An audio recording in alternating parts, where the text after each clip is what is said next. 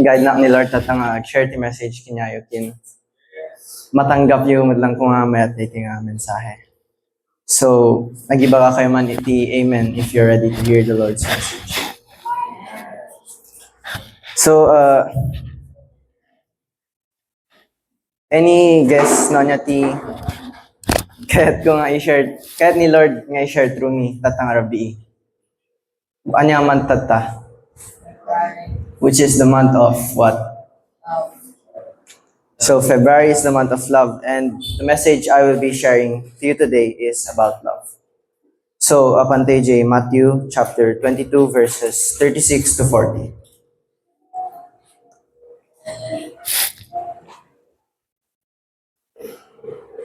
Ako na nato habang agser-sermon ni Jesus, dati nagdamag kinya na, Teacher, which is the greatest commandment in the law? Then basahan tayo man dito. He said to him, Love the Lord your God with all your heart, with all your soul, and with all your mind. This is the greatest and most important commandment. The second is like it. Love your neighbor as yourself. All the law and the prophets hang on these two commandments. So, niya ba titukto yun ni Jesus dito nga, love? Is it, lang ba, fleeting emotion, human instinct? Niya ti palagay yun. Hanlang nga emotion dito, hanlang nga instinct. It's more than that. According to the Bible, love is a commitment that is unconditional, sacrificial, and selfless, as we saw with God. So, kunana dito all the law and prophets hang on these two commandments. So, nakadepende, duwa commandments, tigay law and prophets. Nakadepende on love. Pero, how do we show God niya we love Him? Any answers? Kasunod tayo maipakita nga, mahal tayo ni God. Ezekiel. Sige lang, bagam lang.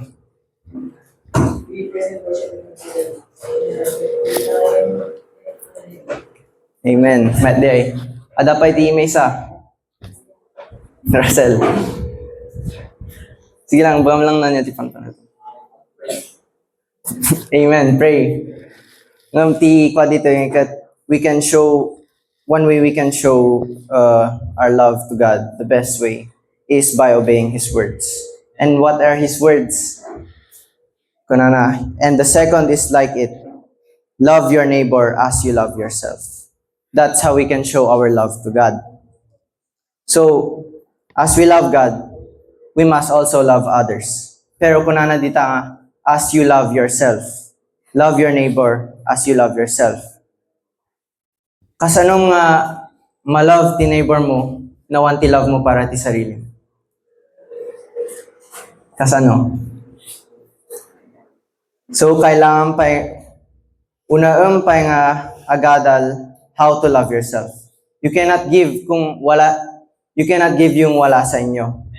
So, wala kang maibibigay na love if you don't have it for yourself. Kunana 1 John chapter 4 verse 8.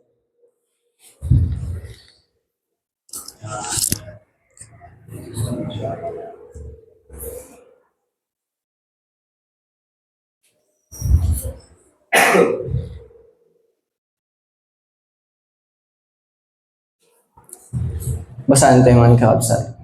The one who does not love does not know God, because God is love. So, the greatest example tayo ti love, may God Himself. Minsan, sige. Tapno maamuan tayo no niya ti love. First, we must know God. Tapno, we will have love for ourselves. We must draw closer to Him until you are surrounded by His love. To do that, kailangan magbasa ti Biblia, meditate on His Word. Those are ways you can grow closer to God and know Him at lang. So, draw closer to Him until you are surrounded by His love. And, nung na surround ka ti love ni God, na puno ka, hamo mai-contain day love nga inted na para kinyam. So, ti kastam because hamo mapigilan irugrugim nga i-share din nga love ni God to other people, to those around you. So yun. Kung meron sa atin si God, meron rin may ibibigay natin na love para sa iba. Pero sometimes, we often mistake other things as love. Ano yung mga example? Infatuation, limerence, TikTok term. Tapos, when we receive validation or attention from others, mabita yung agka-crush, di ba? And number 1 na kalaban di Biblia, lust. Ni King David, istarak dito. Ni King David, which was the king of Israel before, he was roaming his kingdom. Maawan suna ti fate, kumabkabsot ti fate na. Sunto ijay, nakita na ni Bathsheba. But ni Bathsheba may isang pinpintas nga babae. So anya tinkasta ni David, naglast iso na para kinyana. As a result, as a consequence, tinkasta ni Lord, He divided David's kingdom. He brought consequences on David. Kasi pinilit natin niya ti kahit na Hanya kahit ni Lord diay. So kasi lang kinya tayo. If pilitin tayo ti anya ti kahit tayo, and not what the Lord wants, there will be consequences. So, no kahit tayo ti love, hanto ipilit. Tadamad ka na ni Lord. First, we must accept His love because His love is the goal. Di lang ti goal. Di love ni Lord. Hanya di love ti sabali. And once nga you start to learn how to love the Lord, matras mo nga di plano na para kinyang. Siyempre, if hamamamu ni Lord, like if you don't know, hamamamu dito kaaway mo, kasanong matrust iso na, kasanong matrust tigay words na. So first, we must grow closer to the Lord, and then we will learn to trust His plans for you. No, adamanti, kahit nga para kinyam, nga significant other mo, if dasanda ka with someone, then praise God. Pero if awan man, hopefully praise God that because God is still good. Kailangan lang aguray and trust in what His plans are. Kasi hindi mo alam, maybe He's preparing you for something greater than what you want. So sabi ni Lord, love is patient. So if kat mo ti love, aguray ka pa lang. Buwang takabay mo, aguray ka pa lang.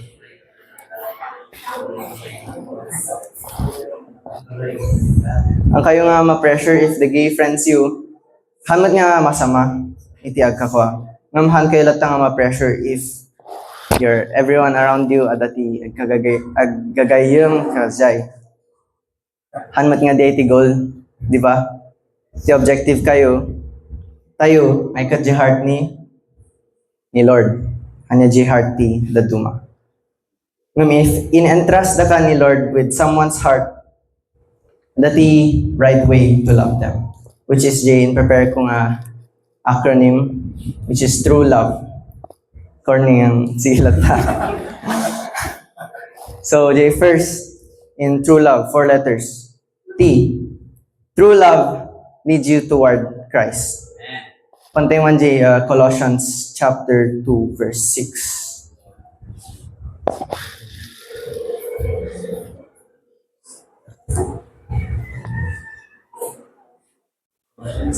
Chapter 2, verse 6.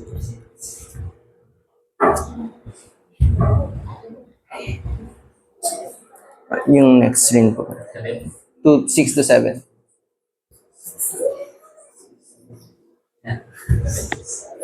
Six muna. Sige po. Okay. Therefore, as you have received Christ Jesus the Lord, walk in Him. Sige, okay na. Okay na pala. Walk in Him. Awantiin baga ng stop. So, true love should lead you or move you towards Christ. Hanya pa dayo, but towards. Kasi minsan, when we like someone, di ba, nagka-crush tayo ngayon, kanan tayo panunutan suda, sa kajay, we spend more time worrying about them. We prioritize them, and then we lose time for God. Di problema na di ay kakapsat niya kat. That's a form of idolization. We're putting others before God. Dapat loving someone should not just make you happy. Loving someone should also make you holy. So, hanyo ko mga i-idolize the person niya kayat you. Hanyo ko mga i-treat isuda as a need. Because may salang mati need tayo, which is God.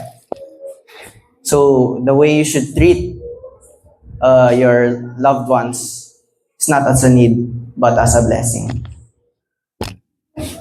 So, di ay, hantayo ka, if ever man agkaroon tayo ti relationship, hanya jay loved one, ti isisipan tayo lang kanayon, dapat adalatan ni Lord jay na relationship.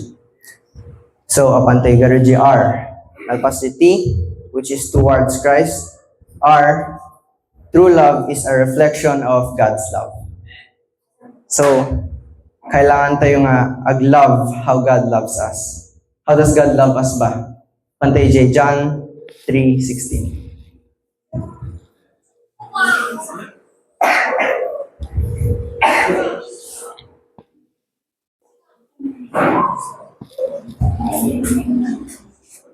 Basahin tayo man kakabsat. For God loved the world in this way. He gave His one and only Son, so that everyone who believes in Him will not perish but have eternal life.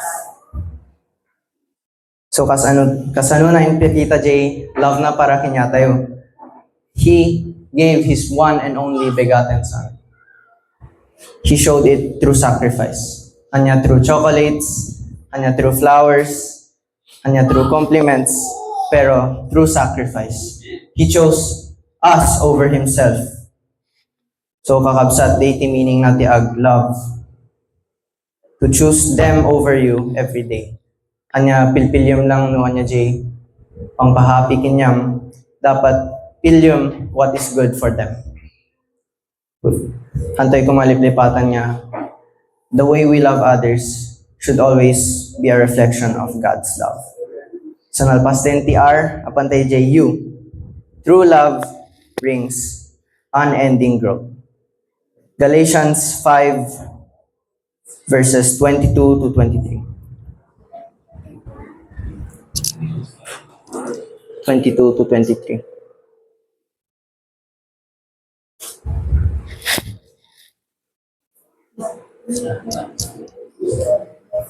But the fruit of the Spirit is love, joy, peace, patience, kindness, goodness, faith, gentleness, self-control. Against such things there is no law. So kung nanadiyaya, love, joy, peace, patience, kindness, goodness. No damagin niya lang dagi married couples tayo dito eh. Siguro ibagada na test the patience da amin. So kajay, loving someone ay kat matest dagito'y fruits of the Spirit if meron sa inyo. So when we are in a relationship, hantay nga nalpasti development tayo. A relationship should bring us growth. Han mga isipan nga, ay, kahit nakdating nga tao, siguro, han ko kailangan tiag changein, han ko kailangan tiag bago. Ta kaya't nakmadating nga tao, han ko makazay. May isang relationship nga kat dapat, adati growth or development na ma-pick up mo ijay. So as you move closer to each other in your relationship, you must also move closer to Jesus Christ. You must learn to grow in Christ. Once you do, makita mo lang di kita fruits of the Spirit, love, joy, peace, patience. Hindi kita tuma. So ganun. Being in a relationship or loving someone means you will teach each other and grow together without end. Nalpas na yung garut to U. Now let's move on to E. True love loves everyone, everywhere, eternally. Sa talo di ay everyone, everywhere, eternally. Matthew 5:44. So ti paborito nga verse.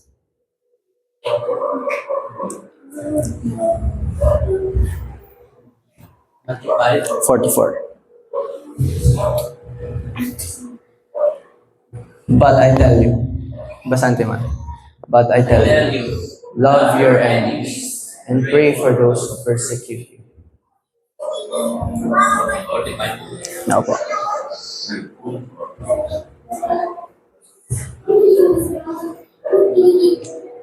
So that you may be sons of your Father in heaven. For he causes his sun to rise on the evil and the good, and sends rain to the righteous and the unrighteous. So hantay lang nga i-love the gay friends and family tayo. Pero the game lang narigat nga, nung minsan narigat na nga pakitaan ti love. Kasi apay nga abran tayo di ay, because this is what Jesus did for us. This is how Jesus loves us, and this is what He calls us to do. Love does not discriminate. Hanya pili-pili. Jesus nga handa ka mat pinili, hanmat nga pili-pili ti love na para kinya tayo. Hana lang mat nga love dagi nasisingpet, He also loves the sinners. So kasi tayo mat lang kung mga aglove.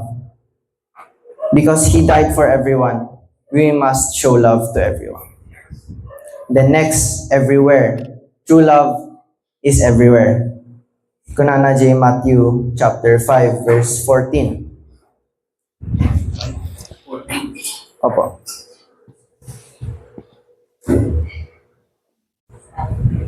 Yan. Basahin tayo man. You are the light of the world. A city situated on a hill cannot be hidden. The meaning na dito, you are the light of the world. No matter where you go, dapat dala-dala mo yung light ni Lord God. Dapat dala-dala mo yung love niya. So,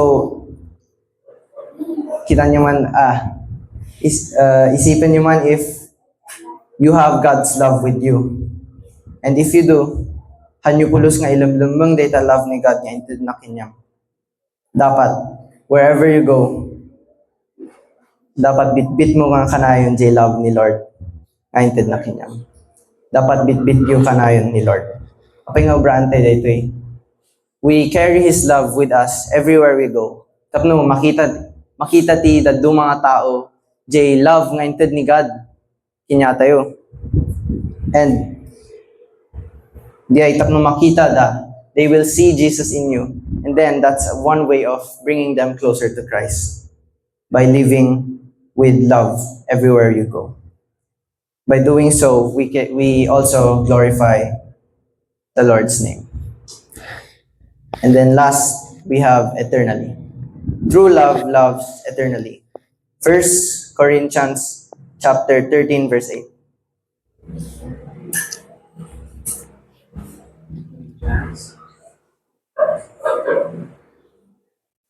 Verse 8.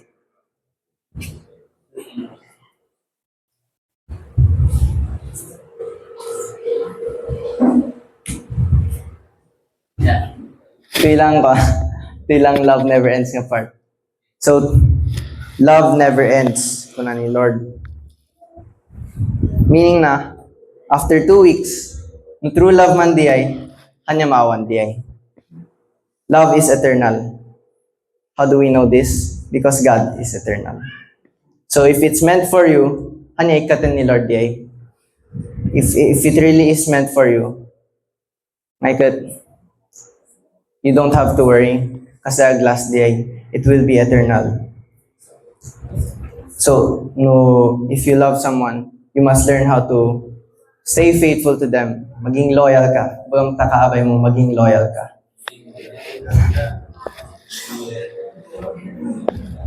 So, stay faithful to those who you love and love them eternally because that is also what God has done for us. So, ano, agricol tayo man, garod. Anya T? Towards Christ. Anya R? His love. U? Unending growth. And E? Everywhere. Eternally.